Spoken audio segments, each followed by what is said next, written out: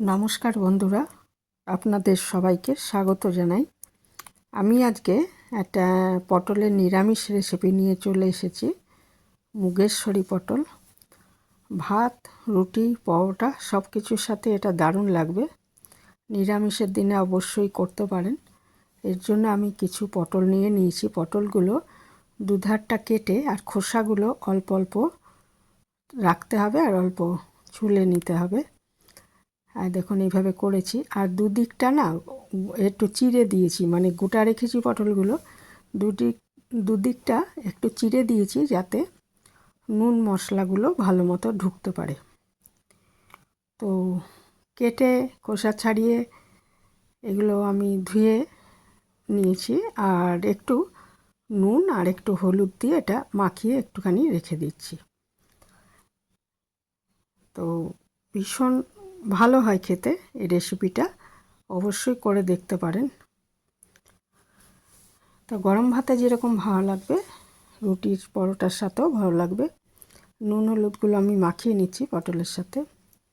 আর গরমের সময় পটল আর ঝিঙে এই দুটো সবজি মেন পাওয়া যায়, মানে মেন ডিশ যে আমাদের হয় আর কি। তো এই দুটো দিয়েই হয়। তো একঘেয়ে রেসিপি তো ভালো লাগে না কারোরই। তো এইভাবে একটু ঘুরিয়ে ফিরিয়ে যদি আমরা রান্না করতে পারি তাহলে সবারই ভালো লাগবে। তো এটা নুন হলুদ আমার মাখানো হয়ে গেছে। এবার একটা কড়াইতে আমি শুকনো খোলায় একটু হাফ গ্লাসের একটু বেশি মুগ ডাল এটা ড্রাই রোস্ট করে নিচ্ছি, শুকনো খোলায় ভেজে নিচ্ছি। খুব বেশি ভাজবেন না, তাহলে আবার ওটা সেদ্ধ হতে টাইম লাগবে। অল্প ভাজলেই হবে, মানে কাঁচা গন্ধটা চলে যাবে এবং ভাজা গন্ধটা বেরোবে। ভাজা মুগ ডালের একটা সুন্দর গন্ধ আছে, সেইটা যখন বেরোবে তখনই এটা বন্ধ করে দেবেন আঁচটা। দিয়ে এই ডালটা একটা পাত্রে নিয়ে বা একটু ঠান্ডা করে তারপরে ভালো করে ধুয়ে নিতে হবে 3-4 বার করে। এতে করে ডালটাও খুব ভালো লাগবে খেতে আর সেদ্ধ তাড়াতাড়ি সময় সেদ্ধ হবে। আর কাঁচা মুগ ডালের থেকে কিন্তু ভাজা মুগ ডালের টেস্ট বেশি। তো আবার খুব বেশি ভাজলেও আবার সেটা অনেকের অম্বল হয় বা সেদ্ধ হতেও দেরি হবে, তো সেটাও হবে না। এইভাবে অল্প অল্প ভেজে নেবেন, নিয়ে 3-4 বার করে ধুয়ে নিতে হবে আগে, কারণ ডালের গায়ে যে সাদা পাউডারের মতো থাকে সেটা ধুয়ে ফেলে দিতে হবে। তারপরে একটা কড়াইতে আমি 2 চামচ মতো সর্ষের তেল নিয়ে নিলাম। অবশ্যই সর্ষের তেলে করবেন রান্নাটা। নিয়ে তারপরে আমি পটলগুলো খুব ভালো মতো ভেজে নিচ্ছি, মানে 80% মতো রান্না হয়ে যাবে, এইভাবে ভেজে নিতে হবে।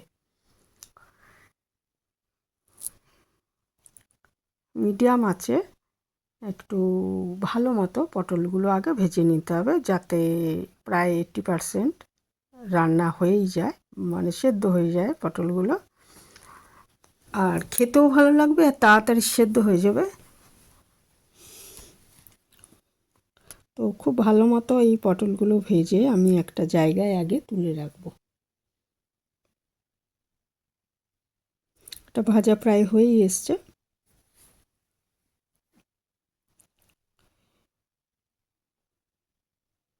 এগুলোকে এবারে তুলে নিচ্ছি। আর ওইদিকে আমি একটু আদা আমি গ্রেট করে নিয়েছি, ইচ্ছা করলে সেটা বেটেও নিতে পারেন।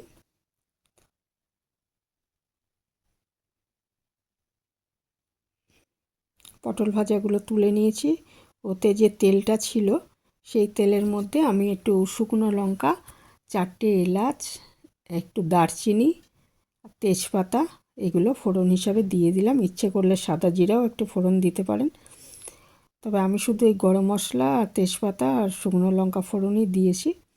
দিয়ে একটু ভেজে নিচ্ছি। আর মশলাগুলো আমি একটু থেতো করে নিয়েছিলাম, তাতে করে মশলার গন্ধটা আরও বা স্বাদটা ভালো মতো চলে যাবে তেলের মধ্যে, ইয়ের মধ্যে, ডালের মধ্যে, ওই জন্য। তো আর ওই আদাটা দিয়ে দিলাম, দিয়ে ভেজে নিচ্ছি ভালো মতো। দিয়ে দিচ্ছি একটু জিরে গুঁড়ো আর সামান্য 1 চামচ মতো জিরে গুঁড়ো দিয়েছি, 1/2 চামচ মতো ধনে গুঁড়ো দিয়েছি। দিয়ে মশলাটা ভালো মতো কষিয়ে নিচ্ছি। এই সময় ইচ্ছা করলে একটু লাল লঙ্কার গুঁড়ো দিতে পারেন। এবারে আমি দিয়ে দিলাম ওই ধুয়ে রাখা ভাজা ডালগুলো, দিয়ে একটু কষিয়ে নিচ্ছি। মোটামুটি একটু কষালেই হবে, অল্প একটু কষিয়ে নিয়ে। আর এখানে কিন্তু নুনটা বুঝে দিতে হবে, কারণ পটলগুলোর মধ্যে অনেকটাই নুন মিশিয়েছি, কাজে বুঝে নুনটা দিতে হবে। আর এই রান্নাটায় একটু মিষ্টি ব্যবহার করতে হবে অবশ্যই, তাহলে খেতে ভালো লাগবে। ছোট 1 চামচ চিনি এর মধ্যে দিয়ে দেবেন। দিয়ে দিচ্ছি পরিমাণ মতো জল। জলটা গরম জল দিতে পারলেই ভালো হয়, তাহলে রান্নাটা ভালো হবে আর কি, সেদ্ধ হয়ে যাবে ডালটা তাড়াতাড়ি। দিয়ে দিলাম সামান্য নুন। নুন হিসাবে এখানে আমি পিঙ্ক সল্ট ব্যবহার করেছি। আর এই যে ছোট 1 চামচ চিনি। পিঙ্ক সল্ট হচ্ছে থাইরয়েড রোগীদের জন্য খুব ভালো এবং সবার জন্যই খুব ভালো। তো পিঙ্ক সল্টটা ব্যবহার করতে পারলে খুবই ভালো হয় সাদা লবণের পরিবর্তে। এবার আমি এটাকে ঢাকা দিয়ে কয়েক মিনিট রান্না করে নিচ্ছি। যতক্ষণ না ডালটা মোটামুটি সেদ্ধ হয়ে যাবে ততক্ষণ আমি ঢাকা দিয়ে ডালটা রান্না করে নেব। একটু খুলে দেখে নিতে হবে ডালটা সেদ্ধ হয়েছে কিনা। ঢাকাটা খুলে একটু সেদ্ধ বাকি আছে, তখন আরেকটু সেদ্ধ করে নিতে হবে। পটল কিন্তু প্রায় রান্না হয়েই আছে, কাজেই ডালটা সেদ্ধ হওয়ার পরই আমরা পটলটা দেব, পটল ভাজাটা আর কি। ঢাকা দিয়ে আরও রান্না করে নিচ্ছি একটু, ডালটা সেদ্ধ হওয়া অবধি।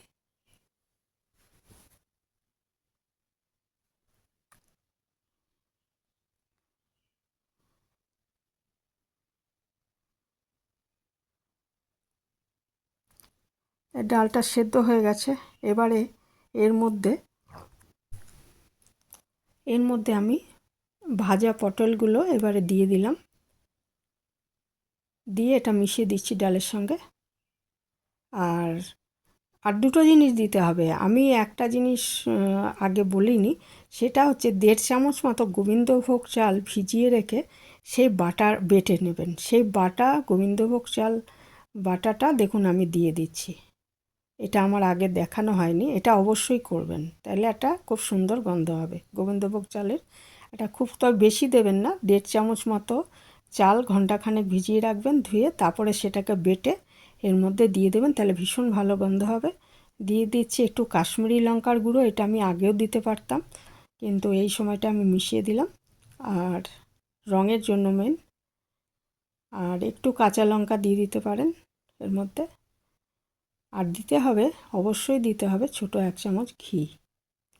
আমি আর গরম মশলা মেশাইনি, কারণ প্রথমেই গরম মশলা থেতো করে দিয়ে দিয়েছিলাম তেলের মধ্যে, তাতেই খুব সুন্দর গন্ধ হয়েছিল, কাজেই আমি আর দিইনি।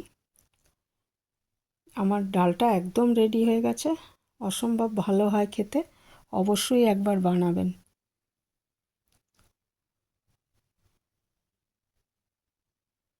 এবারে এটা সব কিছু ইয়ের পর 2-3 মিনিট রান্না করে তারপরে আঁচটা বন্ধ করে 2-3 মিনিট ঢাকা দিয়ে রেখে দিন, তাহলেই একদম পরিবেশনের জন্য রেডি হয়ে যাবে মুগেশ্বরী পটল। এই ছিল আমার আজকের রেসিপি, এখানেই শেষ করছি। ভালো থাকবেন সবাই।